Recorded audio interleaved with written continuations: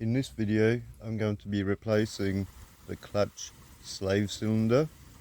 Tools needed for the job are a 17mm spanner and a 12mm spanner, and it helps to have some pliers as well. If you're doing the job by yourself, also helps to have a one-man bleeder kit to bleed the clutch when you're finished. And that is how I intend to bleed the clutch. Here is a view of the clutch slave cylinder in its natural habitat with a spring already removed. And here is another view with the spring still intact. Using the pliers, I'll start by removing the spring itself. I'll get that out of the way and put it away for later.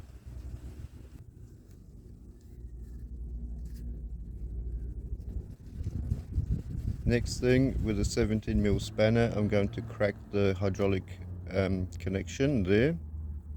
It'll be a lot easier to undo it now than if you unbolt the cylinder from its place. It'll be really difficult to do that later. And then do a back up just a little bit.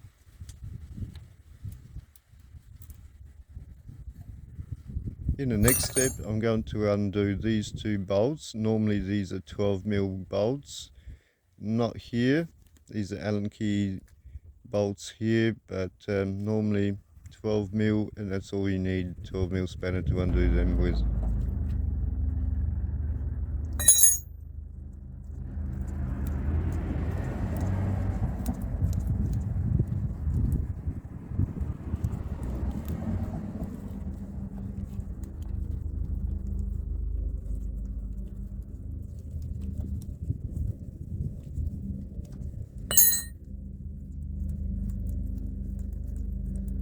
With these two bolts removed, the whole thing just troughs out, I suppose,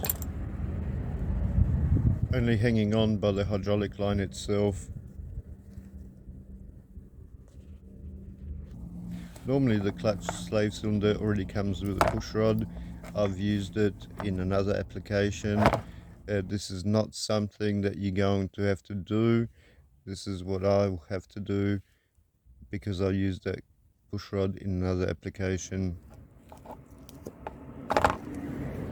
Either way, it's not difficult to replace the push rod itself.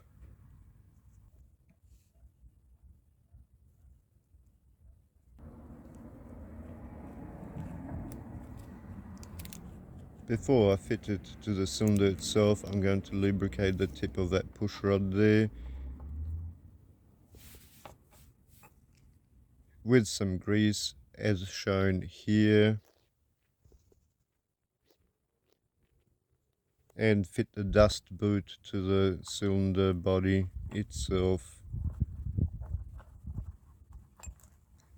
And this is how your cylinder will look when you buy a brand new one with a push rod already on it, fitted to it.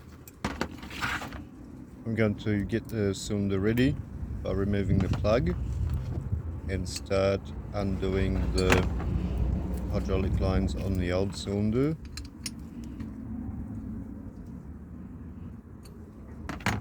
And just unscrew the hydraulic lines by hand.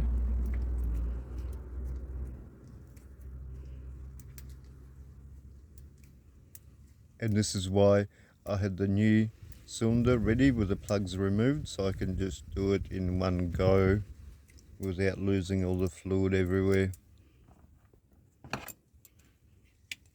Again, I'm just going to do it up by hand, screw it in by hand, and finish it off with the spanner. At this stage it doesn't have to be done that hard, just hard enough so you're not leaking the fluid everywhere. One last look at the old cylinder before it gets recycled into your new BMW. Again, I've greased up the tip of a push rod that goes into the clutch fork.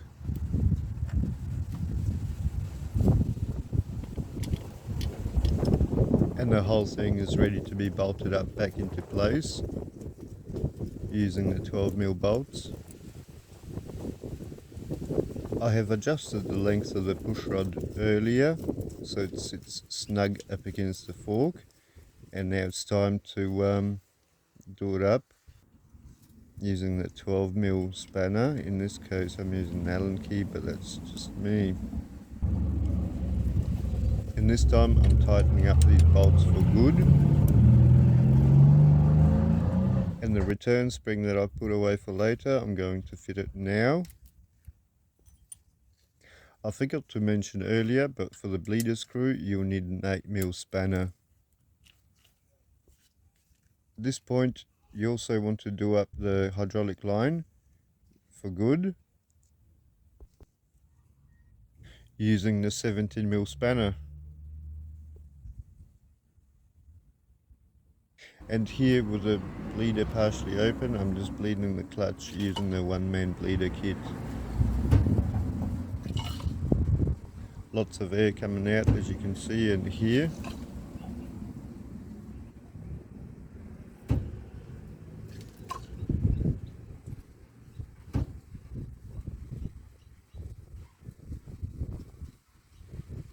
Thanks for watching, and see you next or the previous video.